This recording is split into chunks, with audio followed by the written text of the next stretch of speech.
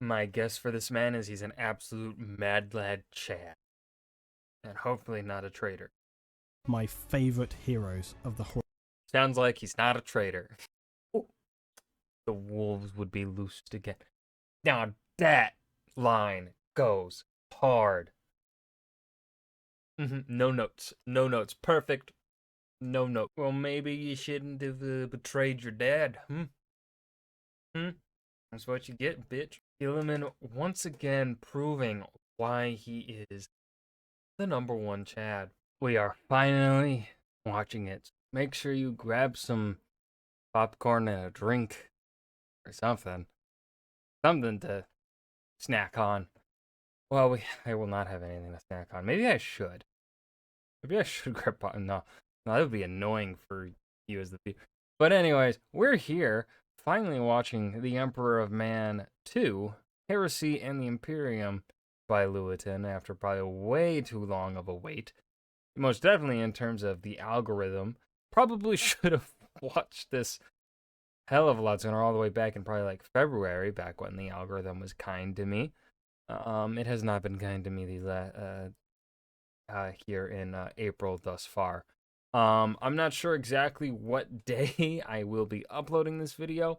If this is uploaded either on or before Saturday, April 27th, make sure you go and check out my Twitch stream at around 1 p.m. U.S. Central Standard Time over at Twitch, link in the description below, on April 27th, because that will be when I am going to live react to the Hell's Reach fan film. And then that will be uploaded sometime later onto YouTube here, edited a bit to probably cut out live stream fluff and whatnot. But yeah, today, no live stream fluff, just you and my camera here, you, the viewer, through my camera. Yeah, not gonna yap too much here because this, at least at the beginning. So let's go ahead and dive into this longest video. You know, before we dive in, I was looking for other Horus Heresy videos, and there doesn't really seem to be that many actual lore videos regarding the Horus Heresy outside of really this one. And there was like another that was also pretty long, but it seems like there's that many of them. Anyways, diving in. I'd also expect the Horus Heresy to be something that would be popular among fan film creation, but it doesn't seem like that's also a thing either. They are my bulwark against the... oh, we've already seen this, yeah. It's a hot day, so I have ice in my water today.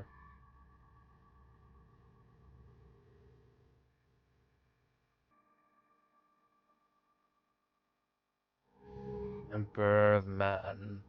What? 2.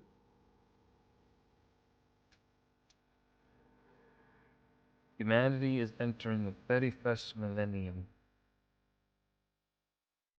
Huzzah!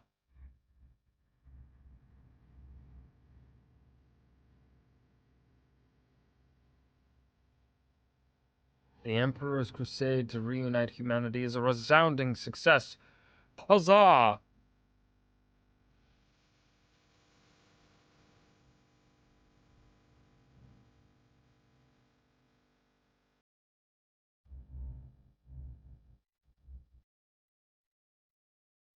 The Astartes Brotherhood stands stronger than ever. Huzzah! Most glorious indeed.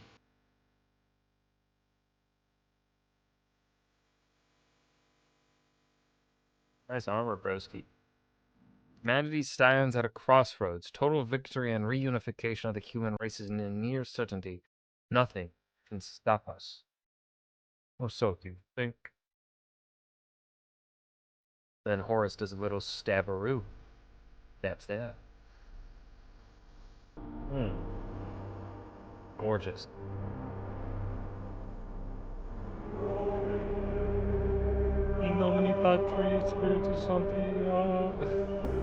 Sorry, that's what this music is giving me, the vibes of the like, kind of angelic voices in the background here. In nomine Patris Spiritus. The 31st millennium of man would be one of the darkest and most destructive humanity had faced. It would bring the newly established Imperium to its knees and deal wounds so severe it would never truly recover. I need to say that this section of Imperial lore is vastly complex and heavily documented. Bearing that in mind, I'll be covering it in a briefer fashion as specific events can be looked at later in time. I really hate this out of quote, like, Machiavelli, it is better to be feared than loved. He is not necessarily saying that you want to be feared, though, over loved. Like, it's not, at least my interpretation of it, that's not what he's saying. However, the 31st millennium is one of the But also, it's been a while since I've read Machiavelli, so yeah. Most important periods as it deals with the fall of humanity as a truly dominant power Could be and the inception things. of the Imperium that would exist into the 41st millennium. Heresy. And I'm a heretic because I believe in Horus Wahag. Heresy. I am a follower of, what were their names? Mork and Korg? I forget the orc gods. This was essentially a mutiny by several Primarchs and their Space Marine legions, a betrayal against the Emperor and the Imperium instigated by the War Master Horus Lupercal. Now, considering how much is written about these events, it actually takes... Wait, I thought it was the Chaos Marines were started by one of the other Primarchs, not Horus. place over a very short timescale in the general scheme of events in 40k, lasting for only about 7 years.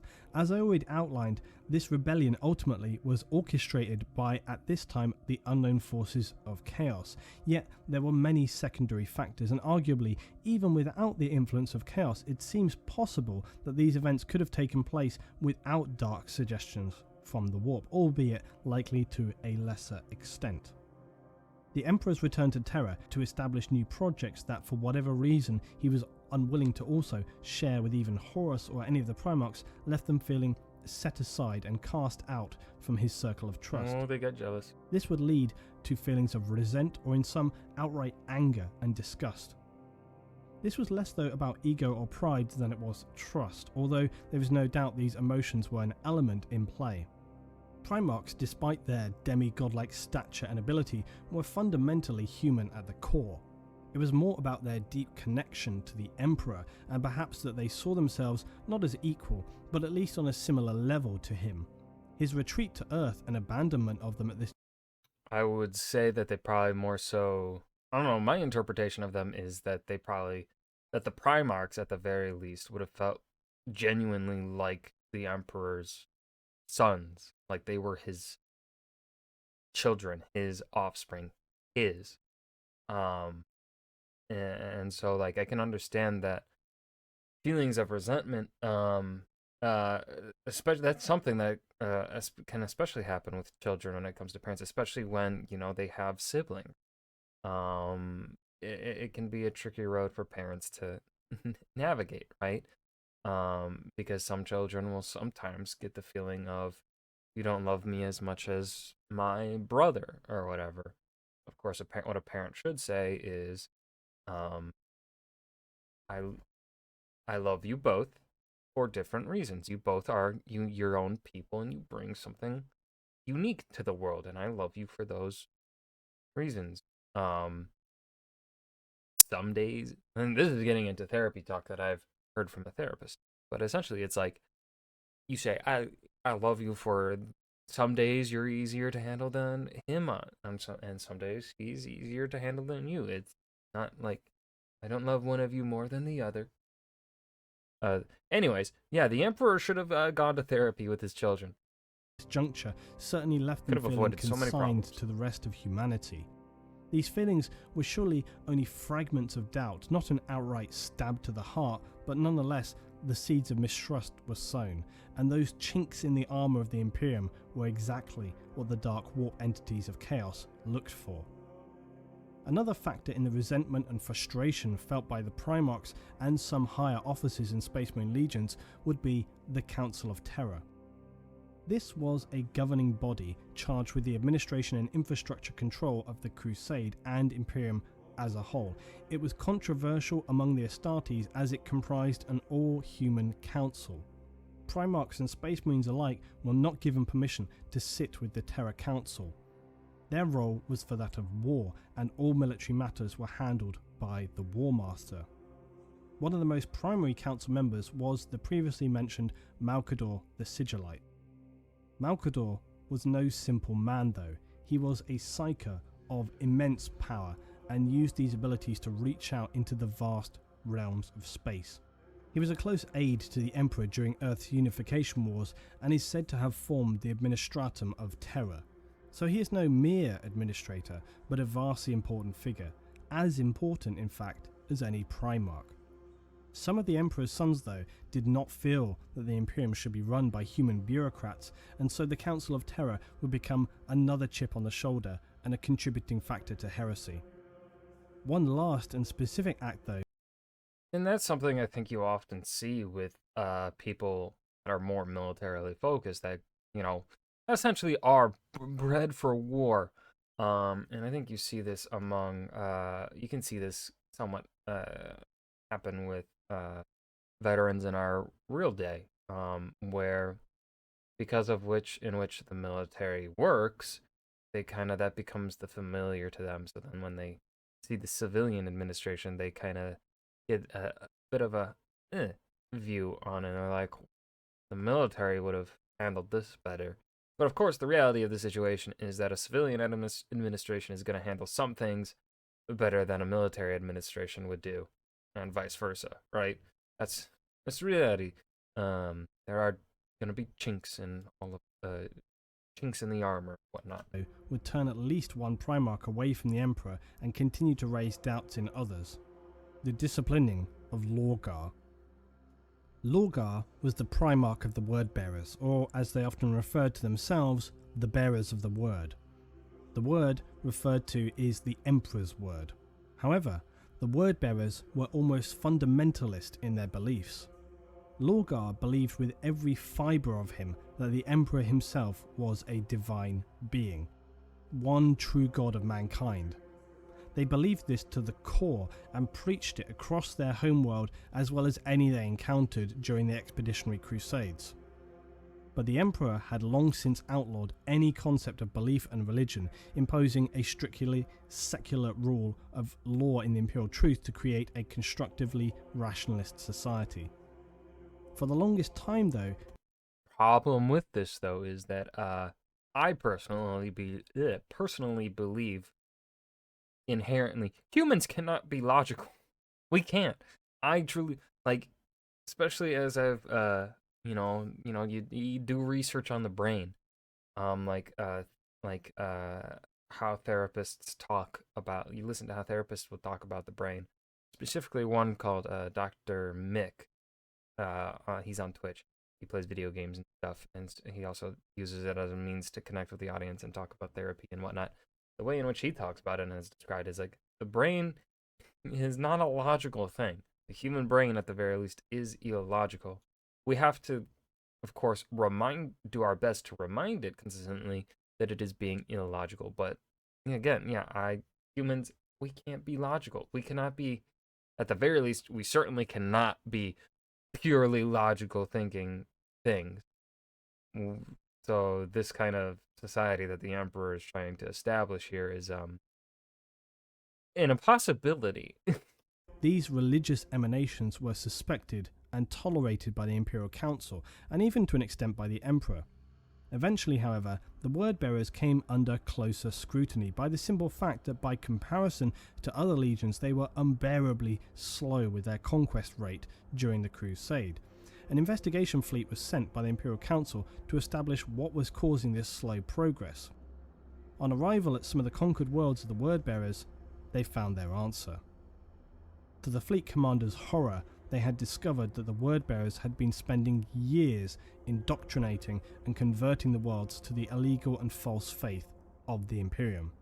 This was a tediously slow process and took significantly longer than usual conquests, as was often so bloody due to the worlds initially resisting having an enforced faith.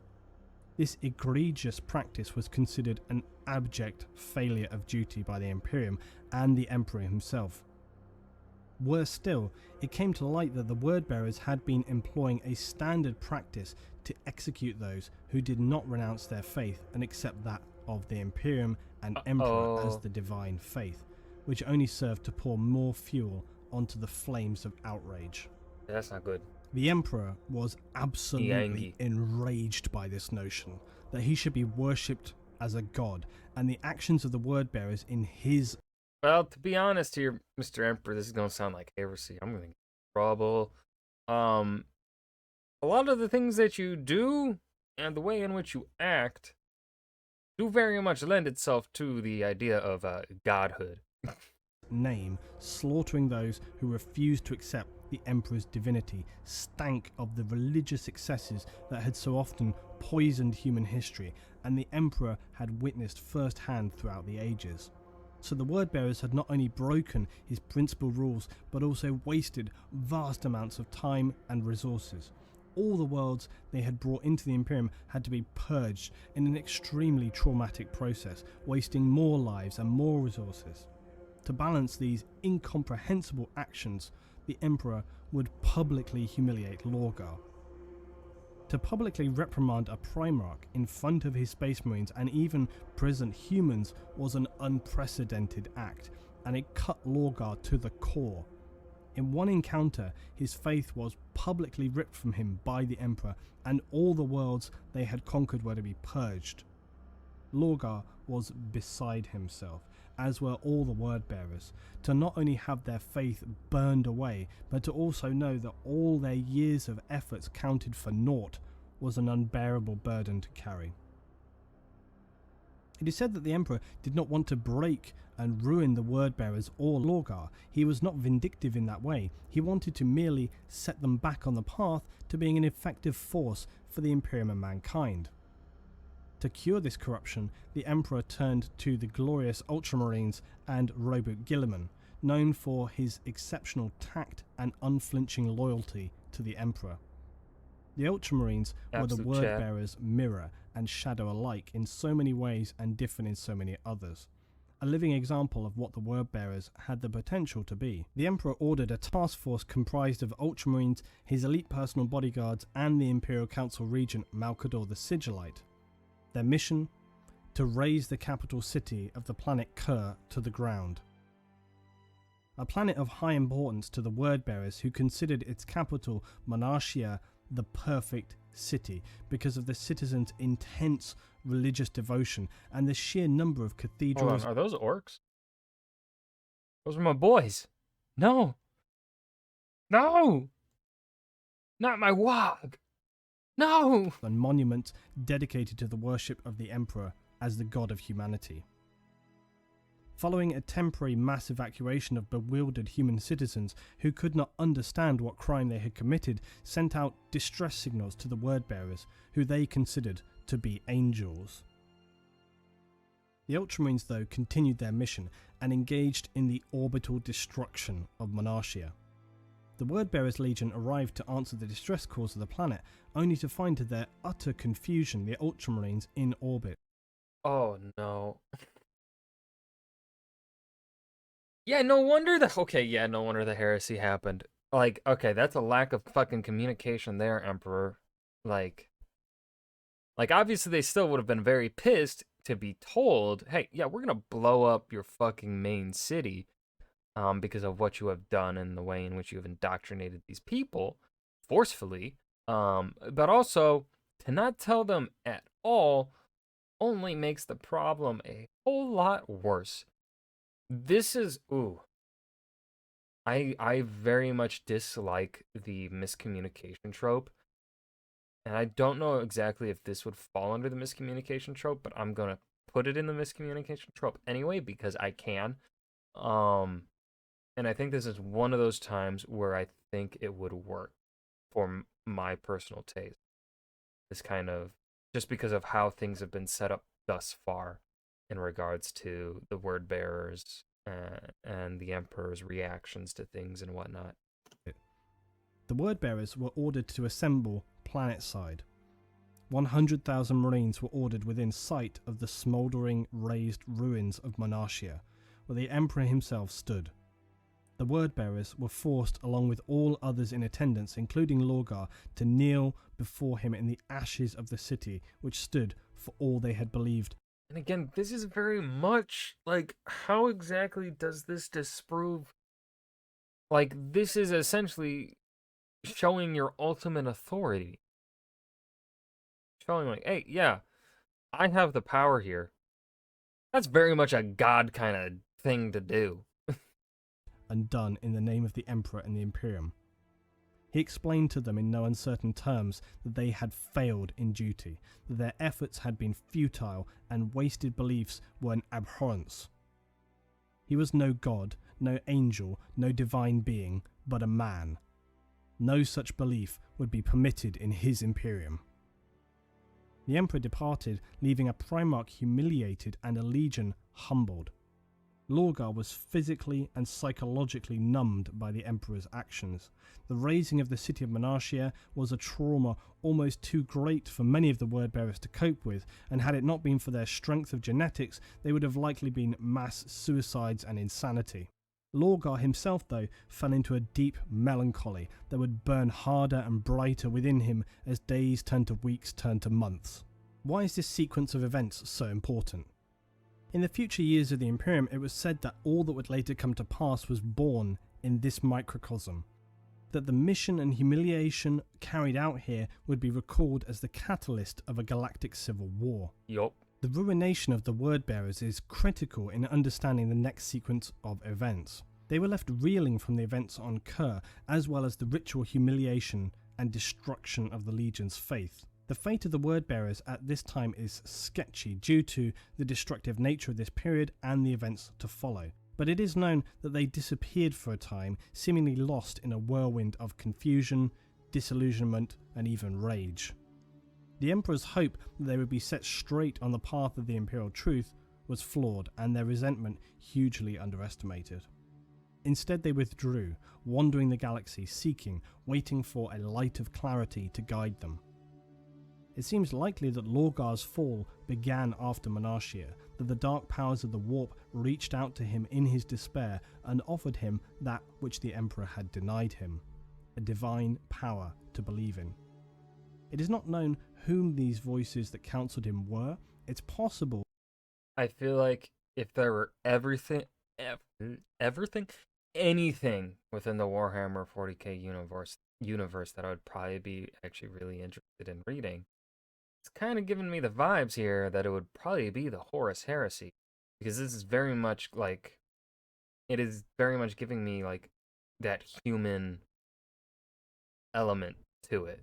It is very much like humanizing these, they're demigods, the demigods here of Warhammer 40k, and so I fuck with this.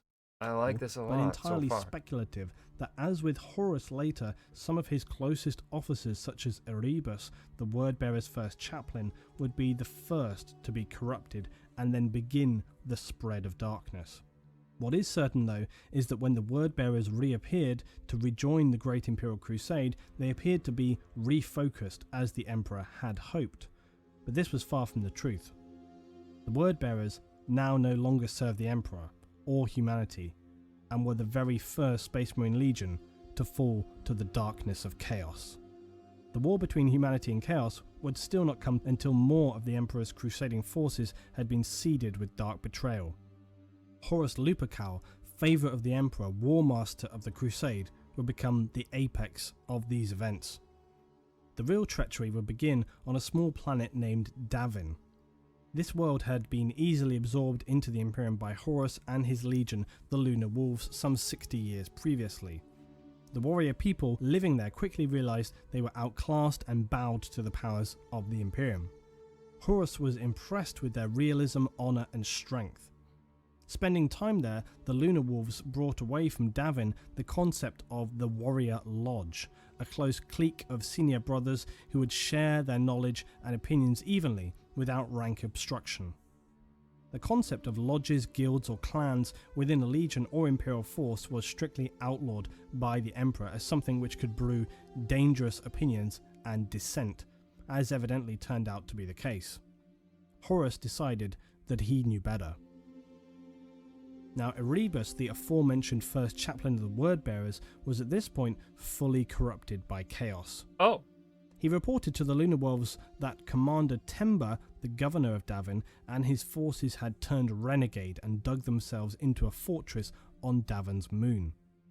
Horus led an assault force to clear the moon and extract Temba personally. On the surface, his forces were confronted by the foul, reanimated remains of Temba's outpost, who had evidently succumbed to the chaos plague of Nurgle's rot, skewing them into horrific parodies of the human form. Horus slew the grossly altered Temba personally, but not before Temba managed to strike a blow to Horus using the advanced blade, the Anatheme. The Anatheme, you will recall, was the highly advanced blade stolen decades previous by Erebus from the people known as the Interrex. The weapons appeared I don't remember that at all. to be semi-sentient, as the Interrex claimed the weapons could be instructed to recognize a particular person, which gave them the ability to mortally wound that person. The Interrex did not know how to produce these weapons, but had confiscated them from a Xenos race known as the Kinebrak. It seems clear that Erebus orchestrated the whole sequence of events on Davin's moon, and potentially worse, had already been corrupted by chaos even prior to his theft of the Anatheme from the Interrex years before. The distorted, chaos-riddled Temba had been instructed to speak Horus Lupercal's name to the blade. This meant that upon striking the greatest Primarch of the Imperium, it would wound him in such a way as to be beyond even his demi-godlike powers of healing. The fate of the Anatheme would still have importance in the years to come. Yeah, I feel like I feel like I know what that sword's gonna do. I feel like I know who it's gonna stab and force them to be stuck to a golden throne for the rest of time. Horus was taken back to his ship, the Vengeful Spirit, where apothecaries frustratingly determined his wound could not be healed naturally or otherwise. Horus's Mournival, his lodge of closest officers, took him in their despair to the Serpent Lodge on Davin, where Erebus assured them he knew how to heal the Warmaster in a special spiritual ceremony. Mm-hmm. This was, of course, all part of Erebus's plan. During this ritual, Horus's spirit would be transferred into the warp along with Erebus, disguised as one of the Warmaster's closest friends, Hastur Sejanus, captain of the 4th Company.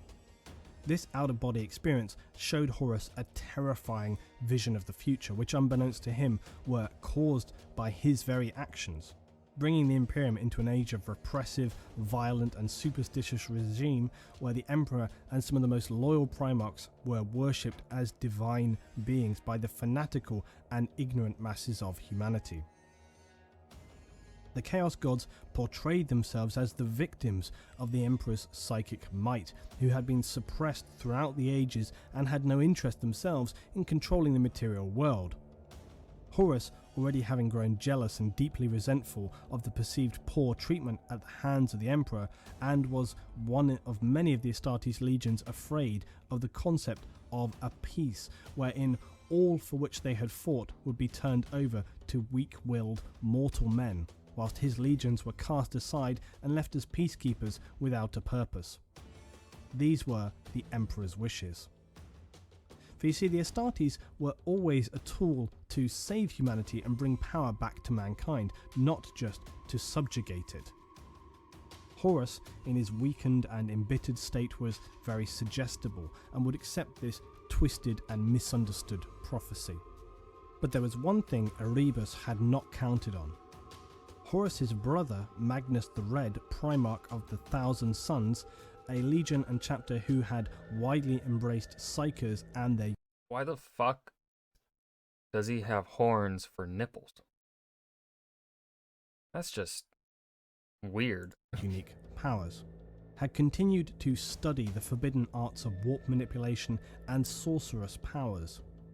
the cyclopean giant of Magnus appeared within Horus's vision, revealing Erebus' true identity and begging Horus not to fall in to the temptations of chaos.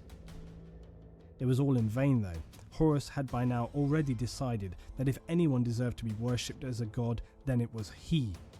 The godlike warp demons of chaos healed Horus's wounds and between them made a deal. In exchange for the immense power he would gain, as well as ruling power over the mortal galaxy, he would deliver to them the Emperor, who the dark chaos gods feared most, as they knew he alone stood with enough power to potentially destroy them. Although Horus had always been an immensely skillful military leader, his true genius was in the manipulation of others. This was often remarked upon by his brother Primarchs, Rogel Dawn of the Imperial Fists once noting to Garviel Loken, who you remember was the Lunar Wolves captain and a member of the Mournival, that Horus had Loken put forward a campaign of war so his character would be more well known as a peacemaker than a warmonger. Dawn said, "You understand what Horus had you do this morning? He had primed the Mournival to back him, Loken. He is cultivating the air of a peacemaker, for that plays well across the world to the Imperium. This morning he wanted someone other than himself to suggest unleashing the legions for war." This skill of manipulation would be especially important now. It was one thing for the Chaos Aberrations to turn a few men and even a Primarch, but to turn legions and still more Primarchs, the strongest willed and most loyal of the Emperor's forces to Chaos? How would this be possible? Well, it would in part because Horus did not declare himself outright as a disciple of Chaos, nor would he follow immediately the darkest of their practices. As had been the case until now, the game being played was one of subtlety and deception. Horus began implementing throughout the legions the concept of the Mournival, that he had allowed first within the Lunar Wolves. The Mournival Lodge enabled officers to group together in secret and lay the seeds of discontent and mutiny. Horus would also capitalise on the current negative feelings among some of his fellow Primarchs, and then the refracted disillusionment among some of the legions. Lorgar and the Word Bearers had already turned to Chaos following their world-shattering humiliation by the Emperor. Horus would engage legions of Astartes, Imperial troops, and even several Mars Titan legions with the principal concept that Horus now perceived the Emperor, powerful as he was, did not deserve the unreserved praise and recognition of the human race. More Astartes legions would now join the traitors, Angron and... Yeah, it's a weird dichotomy here that the Emperor is seemingly wanting. Up until Horus Heresy here. That he is not wanting to be worshipped like a god, and he doesn't... Ideally, he wouldn't want religion to exist, though it doesn't seem like he actively is taking a role in stamping out religion unless it's like fervent, like in the case of the Word Bearers.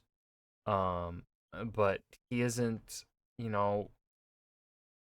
he is propping up this image of a godlike entity himself. The actions that he is taking and the way in which he wants people to like respect the Imperium and obey the Imperium and his word as Emperor is very much the actions of an all-powerful being, of a god. So it's an interesting, it's funnily enough a very, while I am using like essentially calling him a god, it's very much like a human thing of the Emperor here, that hypocrisy. Humans are we are very much hypocritical beings. So if anyone is doubting whether or not the Emperor is a human being, well, this is proof enough, I'd say. He's an immortal, an ever-living human being, but he is a human being nonetheless.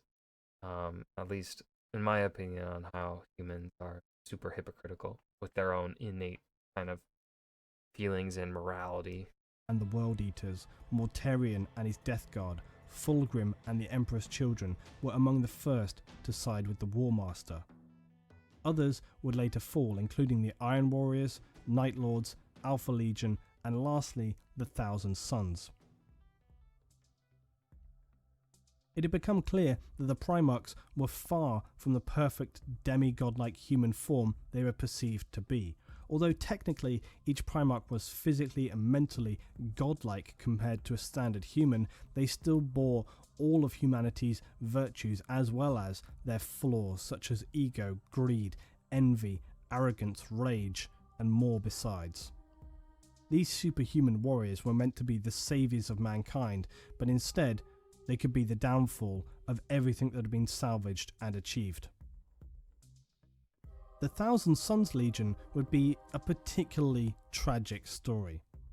Their Primarch Magnus the Red, who you remember had attempted to prevent Horus from falling to darkness whilst experiencing his out-of-body experience to the warp on Davin. Magnus and the Thousand Sons Legion had begun to use psychic powers and warp sorcery as part of their legion's general practices. This was actually outlawed by the Emperor, who was cautious of using psychic power in only controlled services. It's surprising they chose this path to break with Imperial law. However, it seems that they actually bore a natural affinity for such practices, and as with many things, likely started out small before becoming more widespread. In time, many Space Marine legions and chapters would use sanctioned psychers in the new librarian branch of the forces, but in these early days there was no regulation or established command. As a consequence, many of the Thousand Sons Marines would suffer whole body deterioration. This art here looks like what was the name of that boss in Elden Ring? One of the demigods. The one that rides like that really tiny horse. Shit, why am I forgetting his name, dude? Y'all know who I'm talking about. As they would eventually become consumed by the warp powers, unable to control or prevent this. It was for this reason that Magnus the Red was able to travel into the warp and see Horus in his most dire of situations. Magnus, after this incident, was so grief-stricken that rather than physically travel to Earth and speak to the Emperor, which now in hindsight would have been the far better choice, he chose to use his psychic power to reach out and speak to the Emperor himself at the Imperial Palace on Terra. But this would shatter all the psychic wards the Emperor had placed on the palace and severely damage the project being secretly worked on by the Emperor. This itself was connected to the psychic paths of the webway, the gateways used by the Eldar, and previously the Old Ones. This choice by Magnus was catastrophic and a rash miscalculation. His psychic assault on the Imperial Palace, his panic and frustration and anger and trauma gave free rein to the warp and its evil inhabitants to invade Terra. Millions of psychers died instantly as their attuned minds were burned out or demons tore them apart.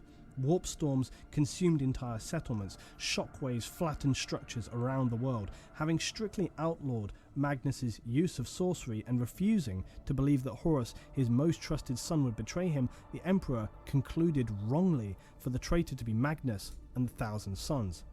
This error would be yet another travesty of judgment among the many during this whole sorry period.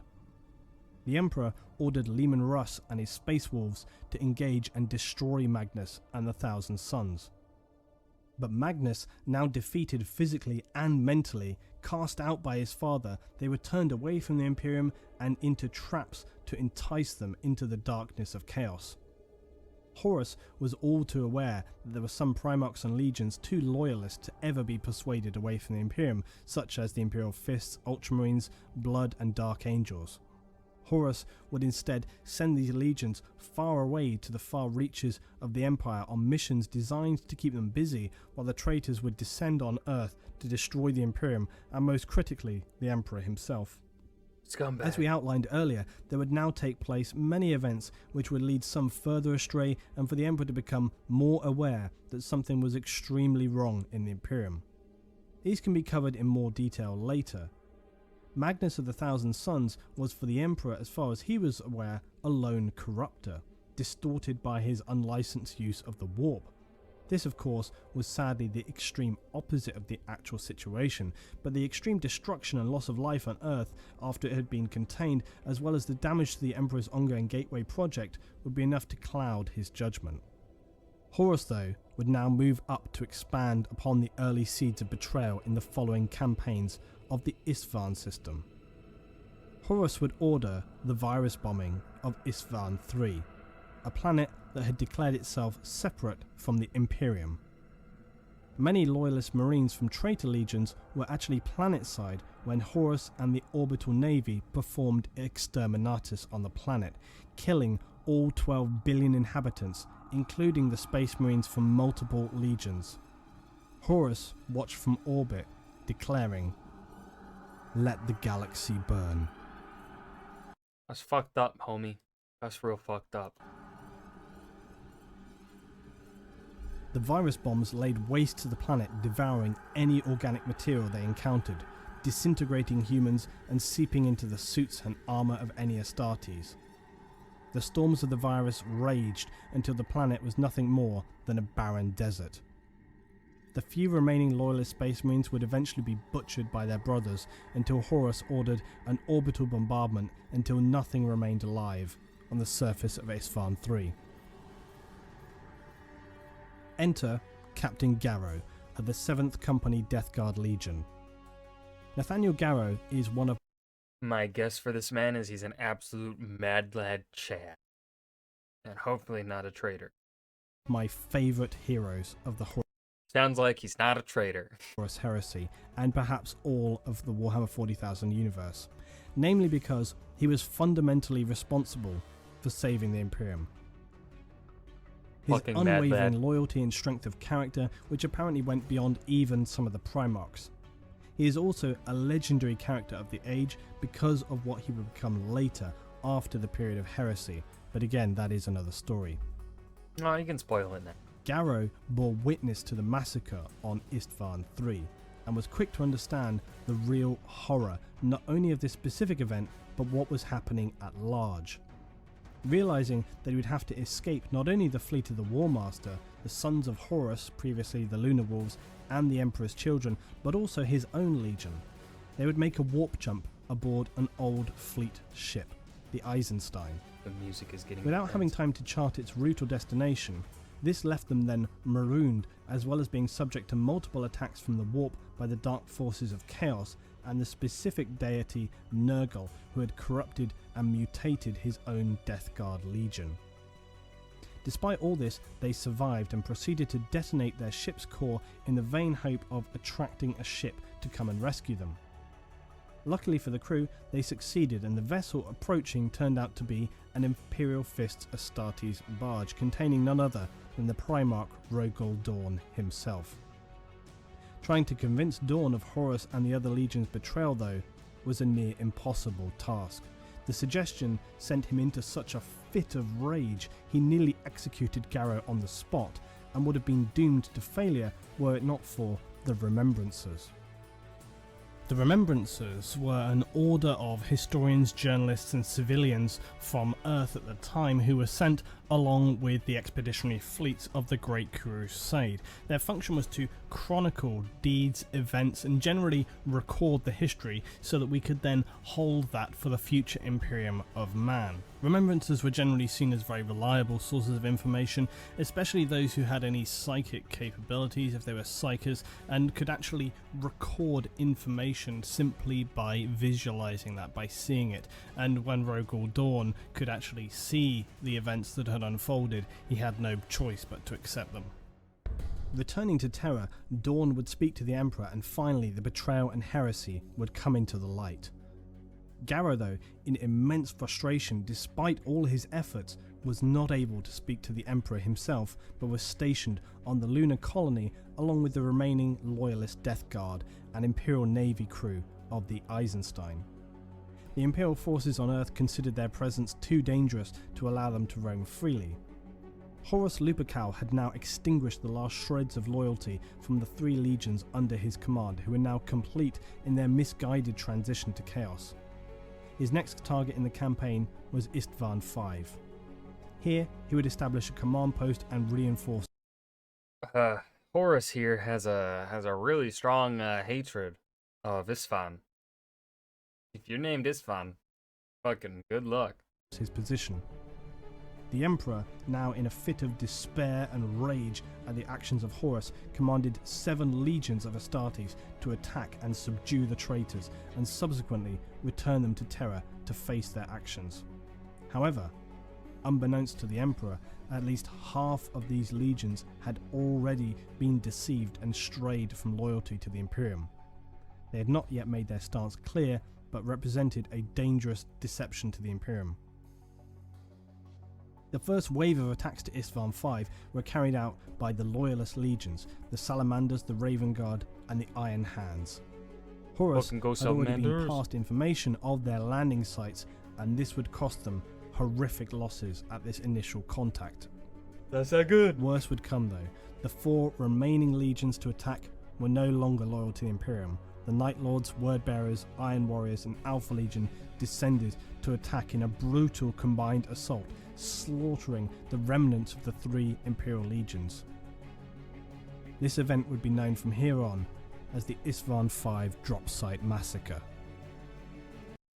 They've had better names in this franchise. We've heard battle names and massacre names that go way harder than that one. So that one, I'm gonna give it like a 5 out of 10. It's pretty mid, I think, especially in comparison to a lot of the things we've heard.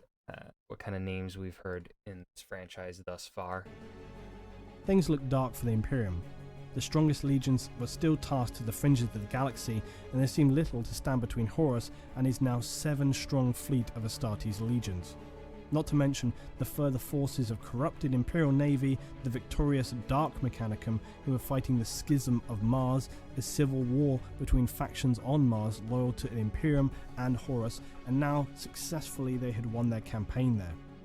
The traitor legions on Horus would assault and destroy many loyal Imperial bastions as they travelled towards Terra, taking years to do so in the process. By now, the Warmaster had amassed a massive army comprising multiple groups including Titans, Astartes and advanced war gear, corrupted Imperial forces and even cultists from worlds who could spread discord and disrupt Imperial worlds through terrorism or cult activity.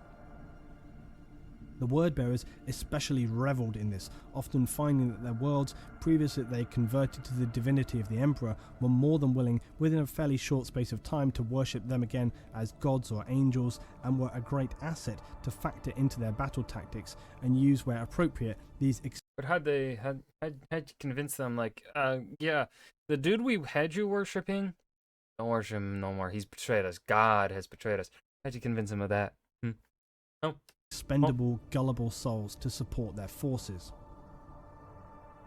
Fortunately for the Imperium, one thing was slowing down Horus and his legions: logistics. Despite acquiring a massive force, Horus found he was unable to move it efficiently around given the limitations of the warp vessels in his fleet, and this did buy the Loyalist side some time.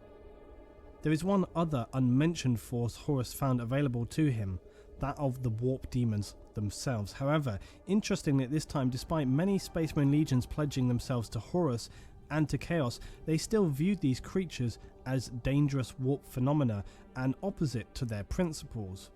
This shows that at the time it's believable that many of the Space Marines aligned to Horus were perhaps not entirely aware of what it was they were signing up for, and had perceived this more as a political rebellion to impose a new order to the Imperium, rather than the truth of the matter, which was that they were in fact surrendering it to a true fall into a hellish reality and a foul darkness that later awaited them all. This would also be in part down to the previous decisions to instigate a rule of ignorance over such matters, meaning many Astartes warriors genuinely had no real knowledge of what Chaos was or what it represented. Although it has to be said that this was rapidly changing and faster among some legions than others. Matters overall were made worse by the sheer amount of confusion reigning at this time. The warp had been disturbed, making warp travel again difficult. As outlined, this was both a positive and a negative for both sides concerned. It also made communication difficult, meaning some worlds could not be warned, and meant that many did not know the truth of the matter or who indeed they could trust. Rogal Dorn, Primarch of the Imperial Fists, had been stationed on Terra for some years now after his return with Nathaniel Garrow, and barely rested in his activities to prepare an insurmountable defence of Terra. However, his task was made all the more difficult by the warp storms which prevented ease of reinforcement as well as communication. In addition, Mars now failed to repel the Dark Mechanicum and had fallen to the War Master's forces, and as such had to be continually blockaded and prevented from launching its own attacks to Earth. As far as the Emperor, Malcador and Imperial Fists were concerned, the spearhead on Istvaan V had been a catastrophic failure. Other legions, such as the Ultramarines, were now completely isolated and out of contact, and so they could do nothing. Don't worry, Guilliman's got this. He's a Chad. He can do anything. Nothing but watch the galaxy burn around them, as Horus himself had stated he would as he oversaw the virus bombing of Istvaan III. Despite this period often being documented as clear-cut Death Guard. The fuck is that thing, dude? Holy shit, that thing is disgusting. Against Blood Angels and so on, it was far more chaotic than this. Although battles and confrontations would occur, it was not as simple as the War Master declaring X Legion is now under my command. A legion comprised thousands of Space Marines, and they would rarely be all stationed in one location at once. Consequently, this fragmentation meant many could return from stationing elsewhere to find to their horror the truth of the matter. As outlined previously, although Space Marines can often appear to be mechanical machines of war, they are just as complex as any human in their thoughts, decisions and moralities, hence why Horus saw it necessary to slaughter so many Loyalists from the legions he would call his own on Istvaan III. This meant that many smaller groups of Marines, when returning to communication with their legion, would either meet a bloody fate at the hands of their brothers should they refuse to convert to the War Master's cause, or instead they would flee to form fragmented groups of rare Marines known as Black Shields. Now, just to diverge very quickly, Black Shields are a rare form of Astartes who have fully severed themselves from their parent legion or chapter, but who still remain loyal to the Imperium. In this early time, however, only some of the Marines would obscure their shoulder plates, others would wear their legion colours and heraldry, proudly believing themselves to be the purest warriors, uncorrupted by the darkness and the last remnants of their previous but now ruined glory. Later in time though, all these rogue Astartes would black out their armour to remain anonymous, as their legion loyalty became a deep shame and irrelevant to their personal missions. Black Shield Space Marines would later become the fabled Death Watch Marines, who dedicate themselves to endlessly battling Xenos using unorthodox methods and allying with fellow Black Shields whose prior legion heritage is irrelevant and often best unspoken of. It is uncommon for the Black Shield to reveal more than bare details other than his name, basic training experiences and so on. They fight in the name of the Imperium but remain in a state of self-imposed exile. The Death Watch Black Shield Marines would also fight in a manner divergent to normal Marines. They will willingly sacrifice themselves where necessary or take on objectives that others would consider a death sentence. In many ways, their lives seem to be a form of penance, carrying the shame and weight of sin thrown down by their legions upon their shoulders, but all the while remaining staunchly loyal to the Emperor. Horus continued his unending campaign of betrayal now. In a bizarre parody of the Imperial Crusade, each world over which the War Master's shadow fell, a simple choice was given: total submission and surrender, or total destruction and a lifetime of slavery, and ultimately a miserable death. This campaign was also certainly one of fear-mongering and compliance for sibling worlds in a given system. For any world marked for destruction and genocide was never fully extinguished in this manner. It would conveniently allow those survivors who had not simply lost their minds from witnessing the horrors unleashed by the Dark Astartes could convey their experience to other neighbouring worlds, and thereby assuring their near immediate surrender to the War Master's fleet. In this sense, these near total annihilation attacks on planets by the War Master were not true exterminatus as were seen on Istvaan III, rather they were a clever and brutal propaganda tool to yet again demonstrate Horus's adept ability in the art of war he had perfected through the years of the Imperial Crusades. By now, some 9 of the 20 Space Marine legions were under the command of Horus. An interesting but specifically relevant aside to this is to mention the 2nd and 11th Space Marine legions. They would have all records of their existence destroyed, and no history or explanation. I was wondering when we would talk about them. I've been waiting for a somewhat explanation. Given. So of course y'all in the comments have left text behind saying like, oh, they were wiped away. And what, or jokingly, they never existed. What do you mean, 2nd and 11th? No, they were never a thing. As to their origin, actions, or fate. The complete and utter erasure of all records of the 2nd and 11th legions is considered by Imperial historians as the most successful edict of obliteration ever carried out. However, fragments of information do exist through quoted literature or documents, and it seems that these 2 legions' records were eradicated prior to the Horus Heresy. We have no way of knowing for sure what happened to the erased 2 legions, but it seems likely they were precursors to the events of the Heresy. The Primarch of the Space Wolves, Leman Russ, is recorded as stating that Space Marines had been previously tasked with fighting one another when speaking to Caspar Horsaw, who questioned him. The unprecedented? Like Astartes fighting Astartes? Like the rout being called to sanction another legion? That? No. That is not unprecedented. This gives credence to the possibility that the Space Wolves are the Emperor's preferred execution legion, as they would be later tasked with the destruction of the Thousand Sons and Magnus the Red. I like that bit of world building there. I like that. I like that a lot. Another quote stated that the wolves will be loosed again. This small fragment. The wolves would be loosed again.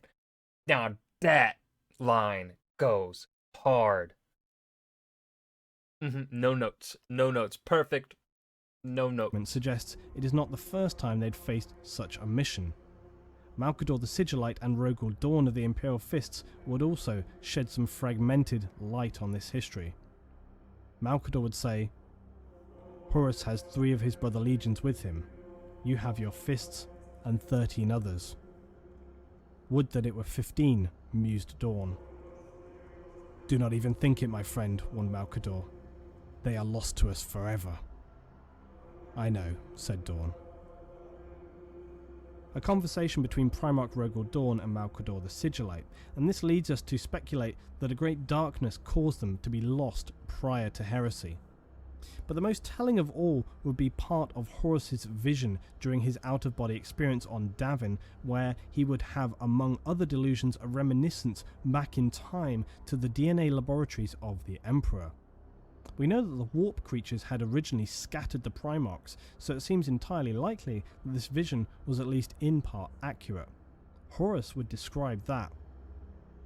He stopped by the tank with 11 stenciled upon it. The 11th Primarch, feeling the untapped glories that might have lain ahead for what grew within, but knowing that they would never come to pass. This could suggest that Chaos wanted to demonstrate to Horus that he was not the first to be corrupted, and that where previously they had failed and subsequently were destroyed by the Emperor, he would succeed. These glimpses are interesting, but do beg the question, if such a fate had befallen the 2nd and 11th legions, why was the Emperor not more cautious to allow such darkness to encroach and infect his Astartes again? On the other hand, perhaps it was precisely these earlier corruptions which led the Emperor to his course of outlawing knowledge of chaos, the old adage of what you don't know can't hurt you. Additionally, perhaps the fact that if indeed these 2 now erased legions were corrupted and then crushed by the Space Wolves, could this have lulled the Emperor into a false sense of security, believing any further corruptions to be also surmountable? We could speculate that the Chaos Gods perhaps even allowed these legions to be destroyed prior to the Horus Heresy so as to deliberately misdirect the Emperor into believing them to be weaker or less capable of force than they actually were. There is no definitive answer, this is all supposition, but the possibilities and ramifications are particularly intriguing. Whatever the reasons for these prior events and the consequences they would carry, one thing was now certain. Horus's fleet seemed unstoppable as it approached Terra. Rogal Dawn and Malcador the Sigillite were receiving the fragmented survivors from the Istvaan V massacre at this time and begun to realise the grim reality of what they were facing. They hurriedly attempted to contact the Space Wolves and White Scars, who, as they were about to return to Terra, were now engaged by the traitors of the Alpha Legion. This made retreat difficult, but the White Scars were able to Pretty beta of them to betray the Emperor. Fucking got him. break free to return to Terra, with the Wolves vowing to follow them on once they had eradicated the Alpha Legion's force. The Ultramarines similarly had been engaged on the planet of Calth against the Wordbearers. Robert Guilliman and the Ultramarines received reinforcements from their vast legion to form one of the greatest forces in the Imperium now left standing, and they would repel the shattered Wordbearers and set course for Terra after receiving their I think that Marine there is missing an arm. communication from Malcador. However, Guilliman realised all too well they would likely arrive too late to make a significant difference, as had been Horus's original intention on posting them as far from Earth as was possible without it raising suspicion. Now the race was really on, as nearly all the Space Marine legions, Loyalist and Traitor, alike headed for Holy Terra to determine the final battle for supremacy of the galaxy. Despite all their best efforts, only the White Scars, Blood Angels and Imperial Fists were able to reach Terra before the Traitor Legions arrived. The Loyalists were also supported with 3 Mechanicus Titan Legions and millions of Imperial Guard soldiers. Their objective was less to defeat the traitors. That task was not in anybody's mind. Their sole task was simple and twofold. They must protect the Emperor at all costs, and they must survive long enough for reinforcements from the remaining Loyalist legions who were still en route to Terra.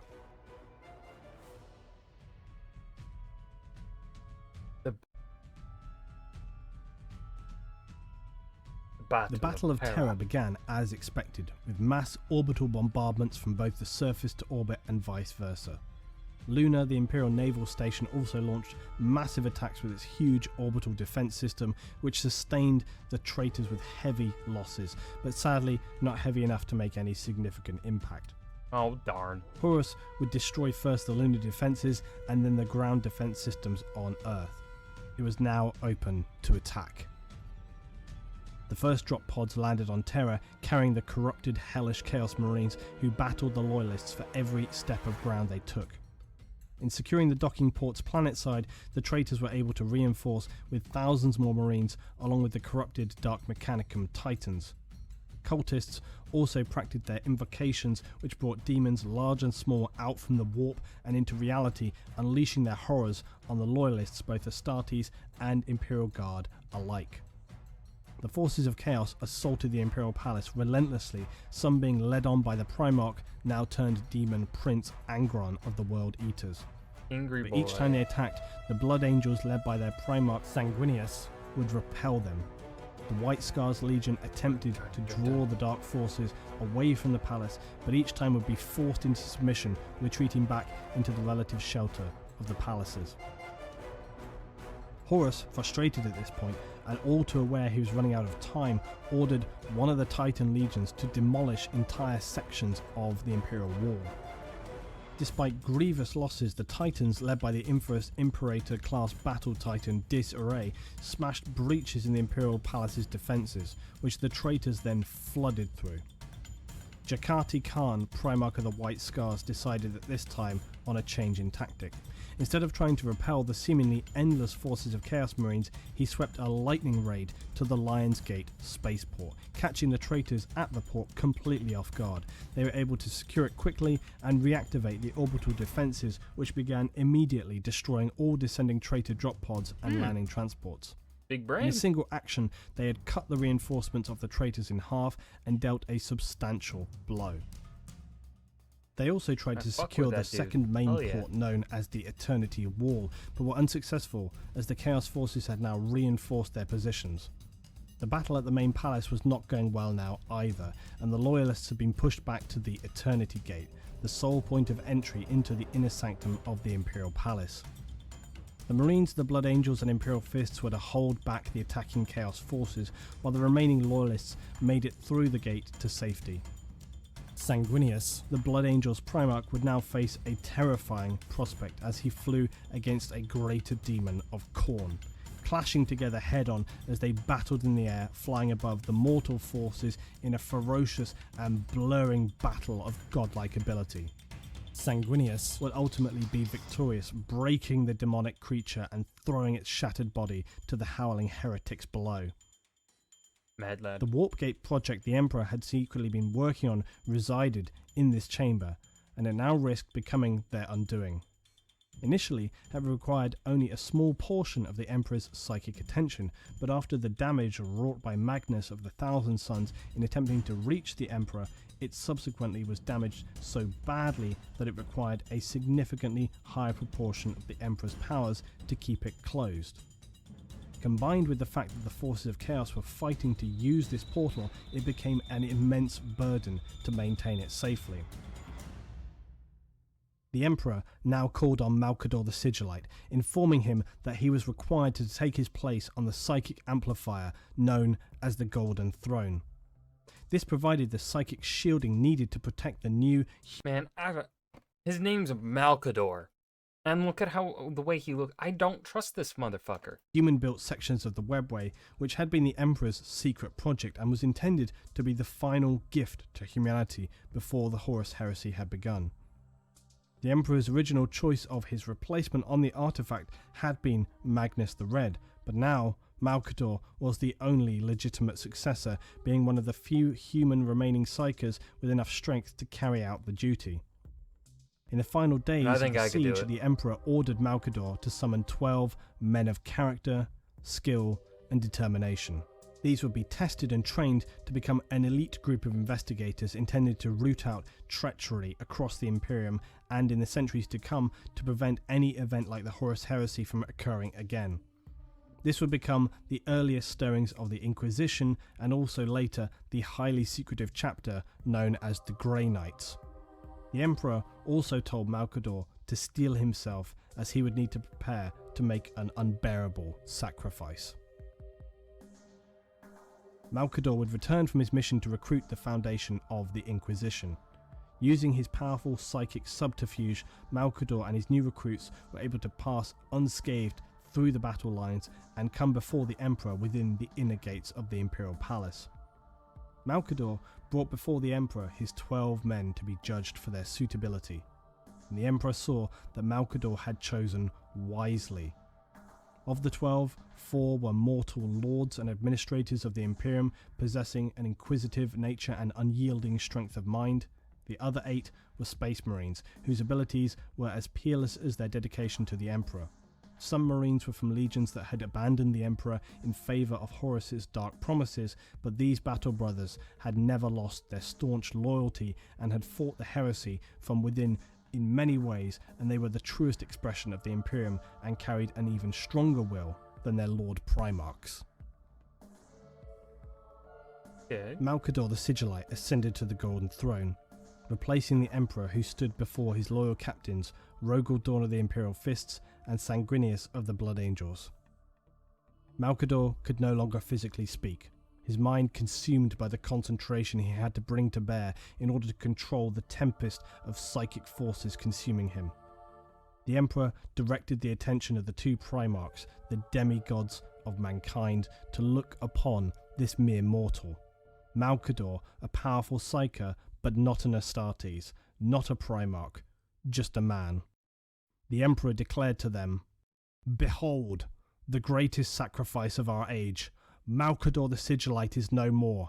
Henceforth he shall always and only ever be Malcador the hero." Malcador would only be able to withstand the psychic assault on him for a few hours. Powerful as he was but a fraction of the power of the Emperor, and his body, mind and soul would be consumed in a matter of hours. Okay, I guess I judged Malcador wrongly. I apologize, Malcador. Malcador the Sigillite was a It's just you don't have the kind of... You don't look like someone I could trust. true hero of humanity, saving it from total destruction on numerous occasions, ultimately sacrificing himself for the will of his friend, the Emperor. After 55 days, the siege of Terra had kept the enemy at the gates. but only just. Both sides knew the defeat of the Imperium was near, and all that was required was the defence or destruction of the Eternity Gate. Horus, knowing this and that he must complete the siege before the arrival of the Loyalist reinforcements from the other Space Marine legions, prepared to teleport to the surface from his flagship, the Vengeful Spirit, to lead this final assault in person. The Wordbearer's first chaplain and prime traitor Erebus broke the news to Horus that their demonic allies in the Warp had informed them the Dark Angels and Spacewolf legions were now nearing Terra, and the vast force of Ultramarines were only a short distance away by now. Hearing this news, Horus despaired. All seemed lost. He needed more time to break the most secure enclave of the Imperial Palace, and the massive... Well, maybe you shouldn't have betrayed your dad, That's what you get, bitch. Imperial reinforcements were only hours away. Horus decided on a dangerous gamble. Dropping the shields of his flagship, he opened the gateway for the Loyalists to board his vessel. The Emperor would not waste this opportunity and teleported aboard the Vengeful Spirit with his elite personal guard, the Legio Custodes. Why would the Emperor do that? Why? The Primarchs Sanguinius and Rogel Dawn, several companies... Because, like, clearly that's a fucking trap. Why? What? ...of Imperial Fists and Blood Angels veteran Marines in the assault. Finding themselves though scattered now throughout the ship, they fought a series of close-quarter battles against hardened Chaos Marines to reach the bridge of the ship and Horus. Especially when it's established, like, hey, you got reinforcements coming, you have the upper hand now. The enemy has to come to you. Like, what? Where's the lot? I don't like this logic here. Sanguinius, the Blood Angel's Primarch, reached his brother Horus first, and the Warmaster attempted to turn his previously oldest and closest friend among the other Primarchs to Chaos one last time.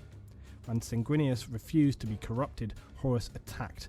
Wounded from his many battles on Terra and the battle with the Greater Demon, Sanguinius proved to be easily no match for Horus, who was now at the peak of his demonic power, bearing multiple marks of chaos. Horus strangled to death the angel with cruel ease. An alternate version of this event recorded in the Imperial records has Sanguinius cutting a small hole in Horus's Terminator armor before he died. This chink in the armor would aid in the Emperor's battle against Horus. When the Emperor entered the bridge, he saw the winged corpse of the angelic Sanguinius lying at Horus's feet. Horus engaged the Emperor, calling him foolish for refusing the power that Chaos offered. Horus proclaimed that if the Emperor would kneel before him, he would spare his life. The Emperor knew well the ancient trap that had snared Horus, and the Emperor told the corrupted Primarch that he was the deluded slave of Chaos, not its master, for no mortal could ever truly claim to be more than a simple pawn of the ruinous powers. Snarling with frustration, Horus hurled bolts of demonic lightning at the Emperor, who nullified them before they touched him. The Emperor and Horus would engage one another in the throne room of the massive battle barge, a combat of both physical skill and psychic force in nature. Why the fuck are you wearing a cape in battle, dude? Get rid of that goddamn cape. The Emperor was unquestionably the most skilled and powerful warrior, but his love for his sons could not bring himself to bear his full strength against Horus, his first son. The Emperor would deflect multiple barrages with his lightning claw, but Horus was possessed, relentless, and sliced open the Emperor's chest armor. He then proceeded to sever the tendons in the right wrist, disarming the Emperor. An enraged psychic blast from the Warmaster seared the flesh from the Emperor's face, destroying one of his eyes, tearing the broken Emperor's right arm from his socket. Horus raised his father's broken ragdoll body high over his head to throw him down, breaking his body. The vicious and casual brutality of the Warmaster's act galvanized the now broken Emperor as he awoke to what awaited mankind under the rule of Horus and the Chaos Gods. Realizing at last that his favoured son was wholly lost to the corruption of Chaos, the Emperor gathered his full psychic power, bringing it through his body and into the Immaterium, unleashing a lance of pure energy that pierced the gloating Horus's psychic defences. The Emperor, in a white-hot rage, pierced his very being with psychic power. Before Horus died, the Chaos powers would abandon him. And as he looked his father in the eye, shedding a single tear, realizing his unforgivable betrayal, begging his father to forgive him. The Emperor saw regret in his fallen son's eyes, but the Emperor also knew that the Dark Gods could attempt to possess Horus again, and that this time he would not be there to stop them if they did. Forcing all compassion from his mind for the sake of humanity, the Emperor tore his soul apart, not banishing or casting it to some dark realm, but erasing it from reality, destroying Horus utterly. His essence burned from existence in both the physical world and the Imperium, so that Chaos could not resurrect Horus, their claim on his soul a bitter blow to the Dark Gods, who would scream a terrible psychic scream in their rage and frustration. The destruction of Horus's soul sent a psychic shockwave surging across the solar system, casting the demons of chaos back into the warp and spreading a mass panic among the traitor legions and other traitor forces on the surface of Terra, who felt in fractions of seconds the weakening power and loss of the chaos mark upon them. It became clear to the traitors their leader had been defeated. In this moment, a terrible berserker fury, later to become known as the Black Rage, encompassed the Blood Angels. From the moment of their Primarch Sanguinius' death, they went out surging forth to scatter the attackers, slashing in all directions, howling vengeance upon them. The already retreating traitor legions ran for their lives, screaming in terror from the frenzied Blood Angels. A screaming retreat soon turned to an apocalyptic bloodbath. Thousands upon thousands of Chaos Space Marines, as well as the Chaos Titans, fell, attempting to flee. Any who fell behind were obliterated by the Blood Angels. Many of them would be later found still wandering around in an insane rage, smashing the broken Chaos Space Marines to pieces with apparently little conscience, thought or control. The ground before the Imperial Palaces was now awash with blood of traitors and heretics. Meanwhile, the Imperial Fist's Primarch Rogel Dawn finally found his way to the corrupted Starship's bridge, only to discover his brother Sanguinius and the shattered and broken body of the Emperor, who was now, despite his near immortal powers, on the very real verge of death. His remaining psychic energy... What happened to the special sword? I thought that was going to be used to stab the Emperor. I thought that was what would be to give the mortal blow. Guess not. Spent in the defense of the Golden Throne and subsequent battle with... What was the point of establishing that sword then if it wasn't going to be used for Horus to pick up? If he wasn't going to use that very sword to stab the Emperor? That feels kind of meh. Horus. The Emperor whispered instructions to Dawn, ordering him to transport him to the device known as the Golden Throne in the inner sanctum of the Imperial Palace. If there was any chance to save the Emperor's life, Dawn would of course do so, without question. Returning to the Golden Throne Room deep in the Imperial Palace, Dawn and the frail body of the Emperor arrived just as Malcador was beginning to fail. His body had been consumed by the immeasurably powerful psychic storms that were now visibly lashing his body. As the tech priests hastily adapted the throne to be able to support the Emperor, Malcador was disconnected. Within minutes of this, though, his husk of a body would turn to dust, blowing across the stone floor. But not before he reached out with the very last of his life energy and transferred it to the Emperor, giving him that last injection of power needed to survive for the moments until he could be transferred to the Golden Throne. This last act of Malcador was another blessing from the Sigillite, as the Imperial attendants would come to the realization that they could do this many times over, and so began the almost endless task of locating and bringing Psykers to Holy Terra to have the honor of being sacrificed and transferred their energy to the Emperor to keep his spirit alive and also to keep the door of the raging Imperial webway shut. This last energy from Malcador would allow the... Y'all think Games Workshop is ever going to, like, truly kill the Emperor? Or do you think they're just going to keep him on that Golden Throne permanently? I want to hear some fan thoughts. Yes, fan guesses. The Emperor to speak his final commands, to continue the fight to free humanity from the forces of chaos, as well as the ignorance that continued to assail it. At these final words, he would be silent, his body now entombed within the mechanisms of the Golden Throne, his body shattered but his spirit remaining forever strong. He would command the Imperium through his psychic hints and emanations interpreted and carried out by the High Lords of Terra. Far from a broken shell, the Emperor would continue to support the Imperium, protecting them by shielding the webway, keeping the beacon of light, the Astronomicon used by Imperial navigators, shining in the darkness, and some say the Emperor still now battles the forces of chaos on their own plane of existence, keeping the worst and most insidious demons from entering the material world or infecting the minds of suggestible men. Humanity had survived the darkest time, but at what cost? Hundreds of worlds stood destroyed or still now infected by the insanity of chaos. Half the Imperial forces had turned traitor and now began to retreat into the dark depths of the galaxy or the Eye of Terror itself.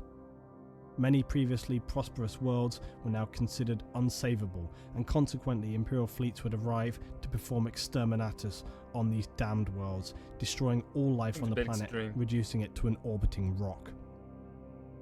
That's The more. Imperium itself, despite the Emperor's best wishes, would struggle to maintain the sense of bright order once enjoyed during the Crusades.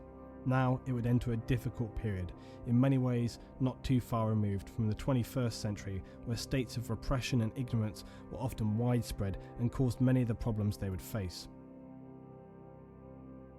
The Imperium operated on a new level of suppression of its citizens, and in many ways it's hard to really find fault with this rationale.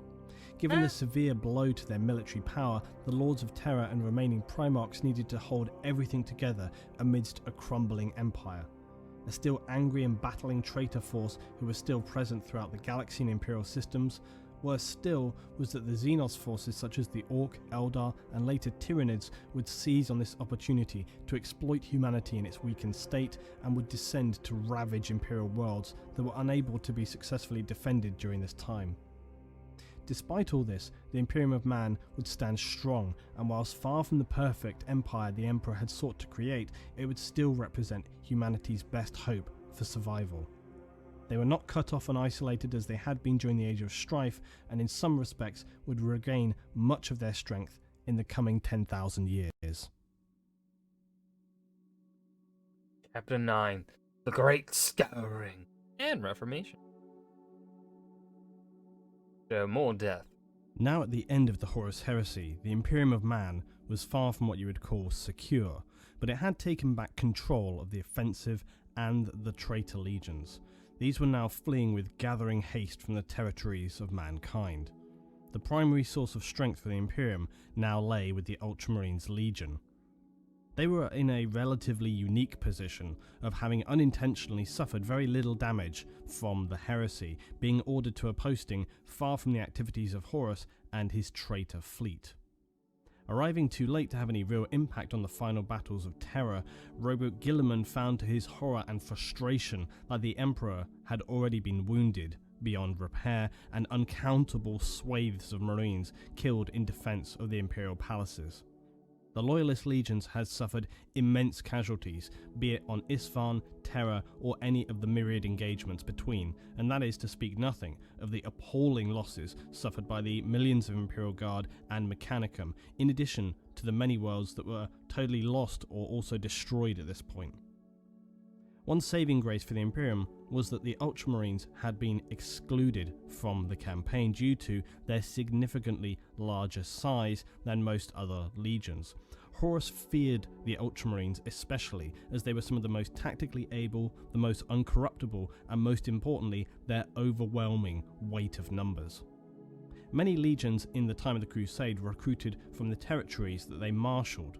The Ultramarines, through sheer fortune, had gathered a force of somewhere in the region of 250,000 Space Marines, compared to a more average 100,000 of the other strongest legions in this period. Although size could vary from anything like 50 to 150,000, the size of a legion was determined often by external factors, and there were no strict rules about its limitations. It was more a case of the number of incoming new recruits, the inevitable battle losses, the availability of potential recruits, and the administrative skills of the Primarch and his officers.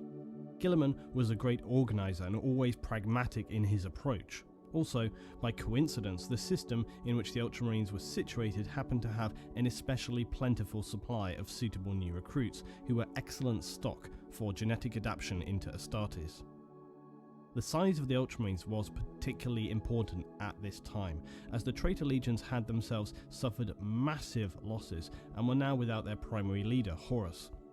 Disorganized, fearful, and in some cases overcome with guilt and regret. This disorganization enabled Guilliman to capitalize on the situation, spreading his Ultramarine force far and wide across the Imperium, enabling the other Loyalist legions to consolidate their forces and in some cases restock from any new recruits who were already in the program of conversion to full Astartes. They were speeded through their training. The traitors, on the other hand, had little opportunity for this, as the Ultramarines would block any attempt they would make to try and secure supplies or new recruits for their damaged legions. Not to mention being Guilliman once again proving why he is the number one Chad. continually harassed and assaulted by the Black Guard Death Watch, fighting now with renewed vigour. Some sought supreme vengeance, for as they saw it, the destruction of their once proud legions, and moreover the beloved Emperor himself. They wasted no time in immediately executing any corrupted traitors they found and would assist planets in crushing human cultists where they sprang forth. The newly established Inquisition at the command of the Emperor prior to his battle with Horus enabled the Imperium to have a fully established force to keep a watchful eye over any signs of taint of chaos with the same caution and paranoia that the Interrex civilization had approached it with many years during the negotiations of Horus and the Lunar Wolves. This Inquisition would later be supported by the Grey Knights. The Grey Knights are a highly secretive wing of the Imperial Space Marine forces dedicated to the sole task of locating and eliminating the taint of dark corruption and battling the Imperium's most lethal and foul enemies. This period now would become known as the Great Scouring, and the Ultramarines, along with the other recovering Loyalist legions, would carry out the Emperor's last passing words to the letter. Although many traitor marines fled in disarray, it became apparent in the years to come that some had established defensive bastions on distant worlds. It would take decades to cause enough damage to the legions of the Night Lords, the Alpha Legion and the Iron Warriors before they too would retreat to the abhorrent safety of the Eye of Terra. After this period of cleansing, the Imperium needed to take stock of its situation and plan for the future. This period would be referred to as the Reformation. The Dark Forces had for the most part been vanquished, but the problem facing the Loyalists now was how to proceed. A plan was required before they could attend the task at hand, namely rebuilding, expanding and protecting the Imperial Empire. Roboute had firmly taken a leading command in these matters, and it would be he who provided the blueprints for the Imperial forces for the next 10 millennia. As Roboute saw it, the main cause of the heresy was less emotional than some of his brothers would have you believe. Mankind would always be unstable, and this instability needed to be accounted for. Therefore, placing a legion of Space Marines in the hands of one man, no matter how godlike that man was, could inevitably lead to problems. The War Master had been able to command many legions, each comprising hundreds of thousands. Wait a minute. I think these two Space Marines here, I think they are the same exact face. I think they're the same exact model. Oh yeah, they totally are, because that's the same hair, same like nose, forehead. Thousands of superhuman warriors. Guilliman saw that this was a dangerous position to allow anyone other than the Emperor himself to hold, knowing the truth now that Primarchs were just as susceptible to persuasion as a mortal human. It would be irresponsible to allow the existing structure of the Astartes legions to continue. Guilliman would now separate the establishments of the Imperial military, creating and encouraging rivalries between them. In so doing, he hoped this would mean that they were less likely to be persuaded by one another should heresy occur again, and make it far more difficult for any one section to mobilize and carry out a significant campaign before it could be crushed. Prior to the end of the heresy, the Imperium had been overseen by the Council of Terra. These individuals managed the day-to-day running of the Imperium, but had been resented by the Primarchs for being mere mortals, as they were refused from partaking in these activities themselves. As the Emperor had instructed Malcador to find a new, group of highly trusted, loyal, and mentally strong individuals, some of these figures would now replace the Council of Terra to take their place as the High Lords of Terra. These figures would rule the Empire of Man for the many thousand of years to come. The High Lords would use the psychic whispers of the Emperor and interpret these to carry out his will and organize and manage the Imperium. The most significant change was also the most obvious. The Space Marine legions had clearly caused the majority of the damage, and it was their immense size that was the root of the problem. And so Reboot Guilliman would enact the second founding of the Space Marines. 7 years after the death of Horus and the final traitors had largely fled from the systems of the Imperium, the remaining Loyalist legions would now be divided up from their hundreds of thousands of Marines into smaller 1,000 men strong chapters. The Legiones Astartes would now be known as the Adeptus Astartes. It was not a universally agreed plan though. Rogel Dawn and Leman Russ would object strongly to their beloved legions being essentially disbanded.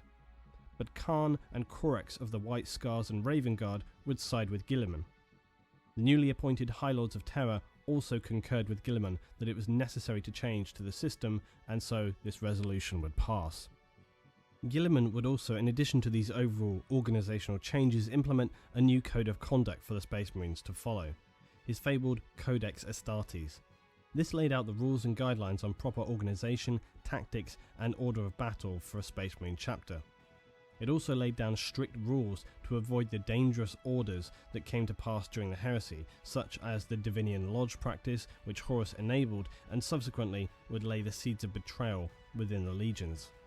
Needless to say, this is strictly illegal within the modern Astartes chapters. The Codex for many other chapters of Marines was a helpful guide on structure and practice, but for the Ultramarines it represented the gospel word as laid down by their Primarch, and it would soon become a sacred tome for the Ultramarines, who would follow it as a strict and almost fanatical code by which they live their lives, as would the many sibling chapters who were created from the vast wealth of manpower that the Ultramarines and their superior gene seed would provide. Despite Guilliman's pride in his codex, some chapters like the Blood Angels, Dark Angels and Space Wolves adopted the codex's guidelines only in part as a sign of their continuing disagreement with the choices being made. And additionally, perhaps the fact that Guilliman was allowed to dictate the future structure of the Astartes when he had played very little actual role in the defence of Terra during the Heresy. Yeah. Putting their grievances aside though, it was clear to any looking in objectively that no other Primarch than Guilliman was better suited to this task than he. The Emperor's vision of a human civilization free from superstitious cults and irrational plans was far from successful. For all the amazing achievements of the Emperor, he would be ultimately defeated not by a supremely powerful alien race or a godlike demon from the warp. Instead, he was defeated by the simple fact that mankind was fundamentally flawed. And how tragic that despite the Emperor having learned so much from his thousands of years observing humanity, this was not enough to prevent it retracing its fatal errors time and time again. The age of the Imperium is now one of bureaucracy, of tyrants and unreason, an era of slow growth and repression.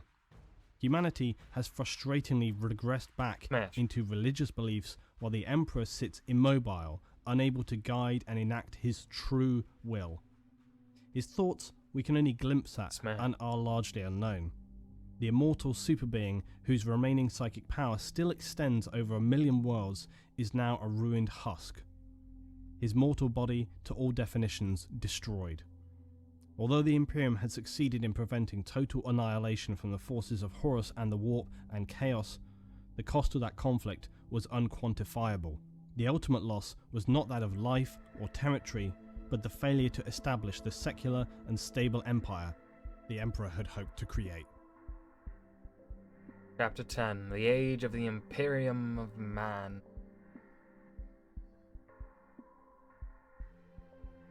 The Horus Heresy was ended.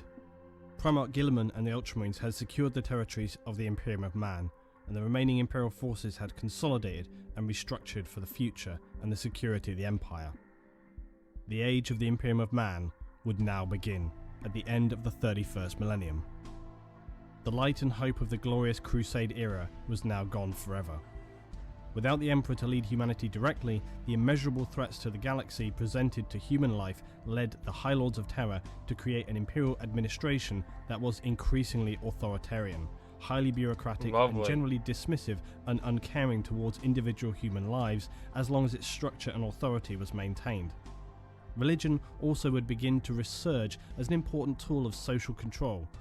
The Emperor's preferred original rationalist truth was sidelined by the growing imperial cult, believing, as once the word... I do love the irony, almost call it poetic irony, probably could still call it poetic irony, the irony here of that essentially the Horus Heresy here started because the Emperor wanted to avoid this path. And yet because of the Emperor's action in attempting to avoid this path, he led them down that path. I love that. I genuinely love that. Wordbearer's Legion had that the Emperor was a divine being and the saviour of mankind. Only the latter would be an accurate statement. For many people, this point in time would be the end of our story. But there's more. Despite things seeming more stable now, this would not last. An extreme and horrific attack would now come barely 500 years after the inception of the High Lords of Terra by the Officio Assassinorum. This was the highly secretive and lethal assassins wing of the Imperial forces. On the orders of the Grand Master of Assassins, the High Lords were slain to a single man. Whoa. A retribution force of Space Marines was dispatched to the Assassin's Temple, and despite suffering near total casualties, they were able to complete their objective and kill the Grand Master of the Assassin's Order. The Imperium would now descend into near anarchy for a period of years while a new High Council was screened and established. Another small aside now on the fates of the remaining Primarchs. This is one issue that is hugely frustrating, that despite the survival of many of the Primarchs through the darkest of times, many would now disappear or die, and in the overall perspective of things, often barely befitting their weight and importance. This is one bone of contention I have with the lore, as to me it seems these unique characters were essentially just written out of history as a matter of convenience. It's very frustrating. This is something, I'm so glad he mentioned it for this franchise. This is something I have such a massive problem with when it comes to the Assassin's Creed franchise. Like, Ezio Auditore dying of a heart attack. Connor Kenway just dying like alone. No, that didn't. No. Edward Kenway fucking getting killed by assassins or whatever. Or a Templar attack, a raid on his home in England. Granted, that had to happen so that, right, because they wrote Black Flag after they had already written like Assassin's Creed 3 and Assassin's Creed 3 tag-along book about Haytham and how Haytham became a member of the Templar Order. But it's still, you know, I don't know, the way that they killed Edward does not sit right. I don't like that. At least with how they then wrote him in Black Flag. The others, the only assassin that I'm not really upset about how they die is Altair. Because Altair, you know, his son continues to live after him. Granted, his wife died tragically, but Altair, you know, he's like, I gotta lock this up for, right? Altair is the only one that died. In my eyes, reason. To satisfy your curiosity though, Rogel Dawn of the Imperial Fists would die in the last 31st millennium fighting to defend against the First Black Crusade. These were crusades launched from the Eye of Terror by the traitor legions into the Imperium. Robert Gilliman would be fatally wounded during the Battle of Thessala in 121 Millennium 31, when he encountered one of the traitor Primarchs Fulgrim of the Emperor's Children, who had risen to become a demon prince of Slaanesh. Fulgrim cut Gilliman's neck with a poisonous sword that some say resembled an anatheme sword, which was used to wound Horus on the moon of Davin. How did the fuck did it end up in his hands then? Why didn't... This is something I have... This is one of those Chekhov gun situations, where I personally believe the more narratively satisfying option, and especially the more I would argue personally poetic, and more. I think the word I'm searching for is more impactful and full circle kind of moment would be uh for Horus to have used the anatheme, whatever it's called, sword on the Emperor. I think would have been more impactful. And also, like, we don't know, at least as far as I'm aware, we don't know the name of the Emperor. But then, of course, as we have seen with the anatheme sword, you have to know like the name of the person in order to like do some damage or whatever. So like, say like that could imply then like obviously the history records wouldn't have it written down what the emperor's name was, right? And then no one would say what the emperor's name was, but it would imply to the audience here that the uh Horus was so close. Like if the other children here of the emperor don't know his name, but Horus does, it implies just how favored Horus would have been over the other uh, um, Astartes Primarch.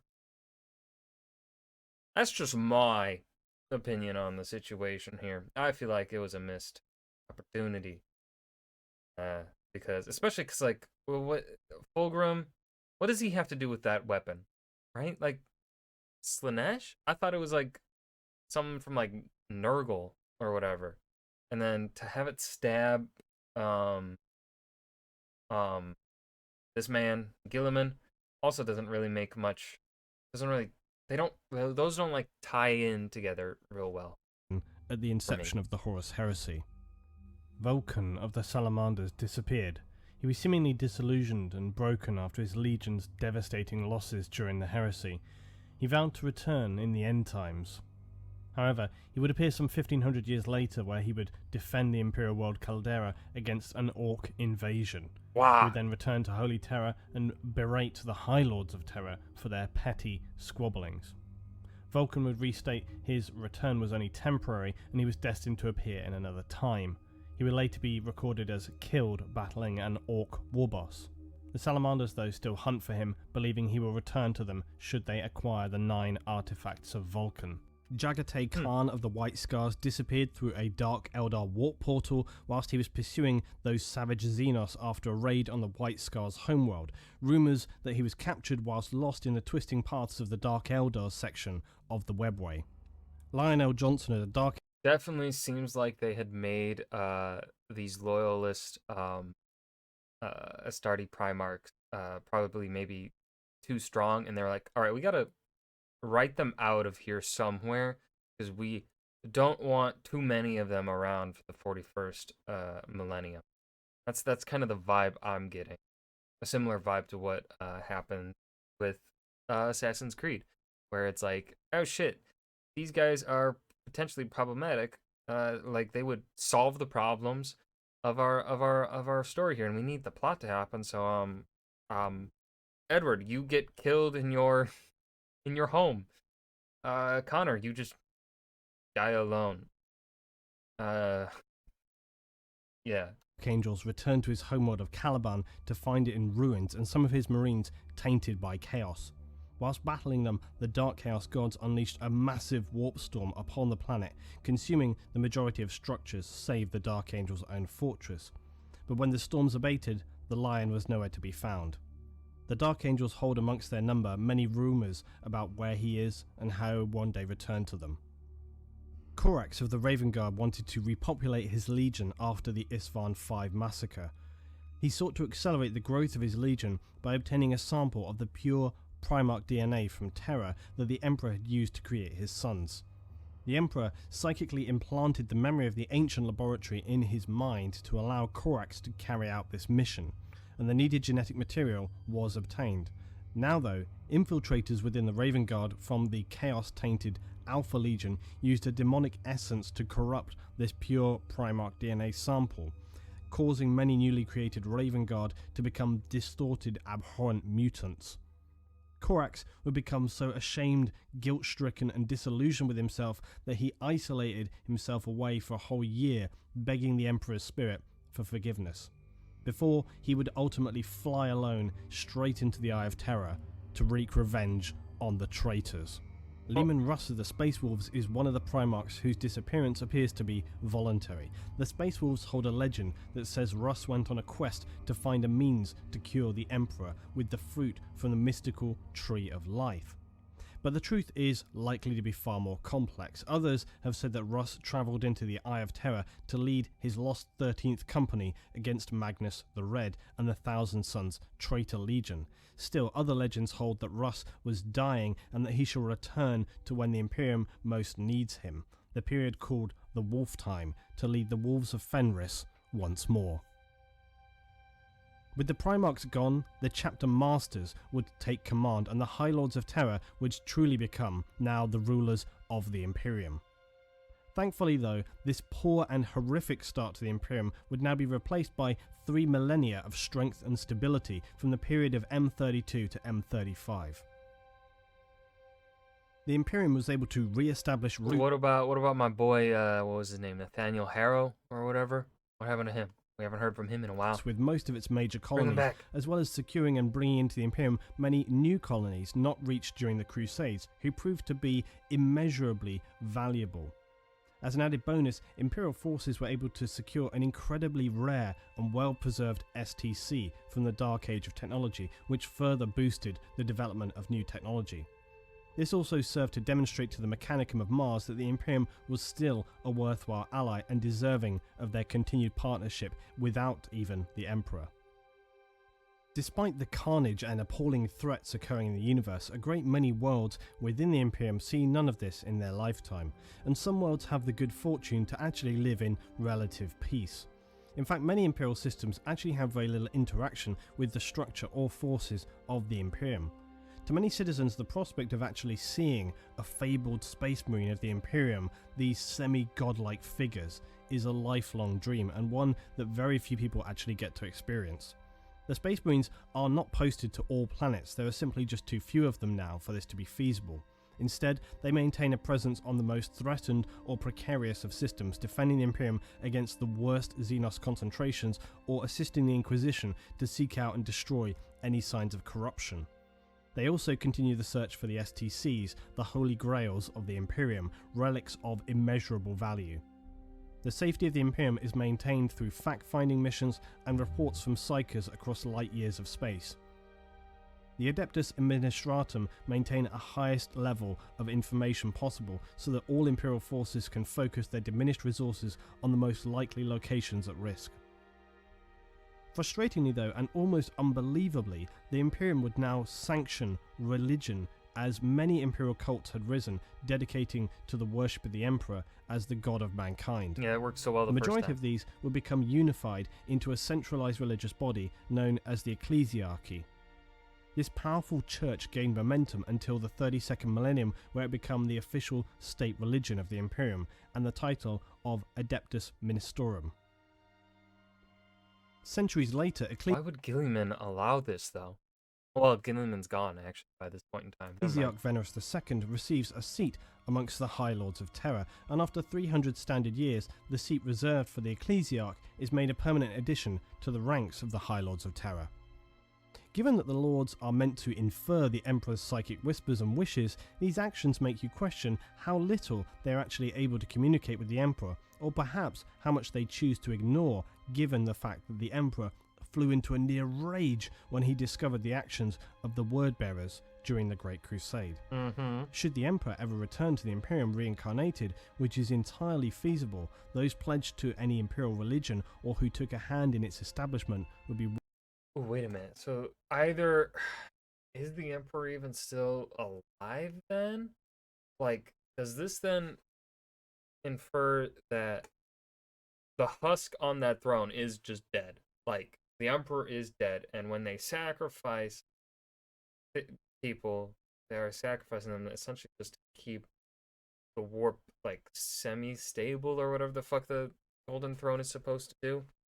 And so like the Emperor's actually dead and not speaking to anyone, and it's just a fucking lie that the Emperor speaks to people, or I don't know. I'm just spitballing. Wise to expect a harsh judgment from the Emperor, who despised all forms of religion and saw them as nothing but a problem for the advancement of humanity. The Imperium of Man would stand until its current date of the 41st millennium, and despite its often counterproductive bureaucracy, it continues to function and maintain a strong fighting force within the galaxy. Member worlds generally govern themselves as long as they recognise the authority of the Emperor and his appropriate civil servants and support the state religion, the Imperial cult, which places the Emperor as the divine being, the true god of mankind. Every world of the Imperium pays also the imperial taxes levied on them, but not in monetary form. They pay in men and materials, known as the imperial tithe. The imperial tithe supports the overall economy of the Imperium by redistributing resources where needed, supporting one region by drawing resources from more peaceful sectors. Socialism! The Imperium promotes the development of a neo-feudal political system, which the High Lords of Terra and the Inquisition have decided to be the most stable form of human government. This essentially means that a ruling class or powerful family oversee the needs of the planet. This intense need for political stability and the growing military demands upon the imperial system have created a repressive state, and the belief in the divine... Here's the thing though, feudalism is not the most stable because a child can inherit in feudalism. The most stable is democracy. It is the most consistent. It does not suffer the high highs or the low lows of a feudal authoritarian government. But really, Emperor has only reduced scientific progress to a minimum. Ancient technology from the Unification Wars and Crusades, or even the Dark Age of technology, are merely maintained and are rarely pushed forward. This stagnation has led to many to describe this period leading on from the dawn of the 40th millennium as the time of ending for mankind. It must be said though that with the admittedly often repressive and regularly harsh regime of the Imperium, the protection it provides, mankind as a whole would have been consumed by the seemingly endless dangers that threaten it. Without the Emperor, there would be no Imperium of Man, and without the Imperium and mankind's faith in the Emperor, the human race would have surely become extinct long ago. Still, despite all of this, you could in many ways argue that even with all the flaws and failings, the Emperor had achieved most of the goals he had set in order to make mankind a stable and powerful force within the galaxy. Or did he? At first glance, the forging of the Imperium of Man and the Imperial Truth during the Great Crusade seems to be a great contradiction. If the Emperor, who had lived for many thousands of years and who, due to his own extreme psychic power, knew intimately the realm of the warp and the creatures therein, why would he propagate a system designed to only support rationalism and science? It seems feasible to speculate that the Emperor had plans that reached far beyond the Crusades and the creation of the Imperium, and that these had barely even begun to pass. In that sense, the Imperium and the Legiones Astartes was a catastrophic failure. We can speculate that the Emperor's overall goal was the total destruction of the Chaos Gods and those dark forces that would threaten mankind. The Emperor had failed... Again, that doesn't seem like the Emperor should have the kind of foresight and understanding of humanity to know, and also of the warp, to know that those Chaos Gods cannot be defeated because inherently, to the laws of the universe here, these Chaos Gods cannot die. Like, if they die, they'll at least still come back because war will continue to happen, death and decay will continue to happen, sex will continue to happen, change will continue to happen. Like, it is just impossible to get rid of them. A reason to turn humanity to a secular society, having witnessed many times over the will of men transforming a faith based on the tenets of loving your fellow man and respect for one another into bloody creeds of appalling violence, repression, murder, and wholesale genocide. These actions, as with the Eldar, would actually strengthen the Chaos Gods. So the Emperor perceived that religion and faith was something that had no benefit in his current aspirations. In a sense, he was correct when you look at the facts on paper, and also when you consider the Wordbearers Legion and how it would take them significantly longer than any other Astartes Legion when converting the worlds they found to the divine cult of the Emperor. The Emperor had decided that during the Age of Strife, it was time for him to come to the fore and take control of the situation. He feared that unless all of mankind was united, it would eventually be consumed by the nightmares facing the galaxy, including Chaos and other Xenos races. By enforcing the imperial truth on every colony of humanity in the galaxy, the Emperor had hoped to forge a belief in rational thinking and science so strong that the warp creatures of chaos who lived off the dark energy and negative emotions of humanity would become permanently weakened to the point that they might even dissolve from the warp. The only problem with this plan would be that the dark forces were far from weak when the Emperor brought his plan to its inception. They were at the height of their power, feasting off the perverse fall of the Eldar Empire. So from the beginning, Chaos sought to destroy his plans, or at the very least significantly disrupt them. Ultimately, as it would play out, they would be successful to this end. When looking at this period as a whole, it would be a fair conclusion to say that the Emperor deeply underestimated humanity's basic need for at least a proportion of society to believe in something larger than itself, beyond the sterile confines of science and technology. I think I said that. In many ways, the grim comedy of the whole affair is that the Emperor rigidly maintained that he should never be worshipped as a divine being, but as just a man, albeit an unbelievably powerful man. His questionable judgment in laying the foundations of the Imperium and later the Crusades proved his own proclamations that he was indeed just a man, capable of miscalculations as any mortal human. Yet despite this, he still would end up becoming worshipped as a divine being. You could call the whole series of events a tragedy, especially in the sense that legions of religious worshippers and pilgrims of the Imperium could never understand the irony of worshipping a man who had, over the course of millennia, done everything in his power to extinguish religion from the human race.